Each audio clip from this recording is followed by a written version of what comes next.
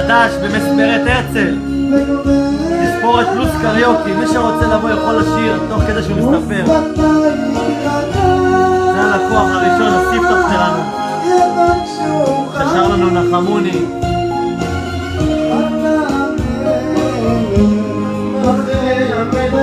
אז כל מי שמשתעמם במספרה יכול לבוא לשיר ולהסתפר ולצאת חתיך. כל זה במספרת הרצל דניאל שמש, עיצוב שיער, גבעת שמואל, גוש עציון 12. אני מחכה לכם כאן.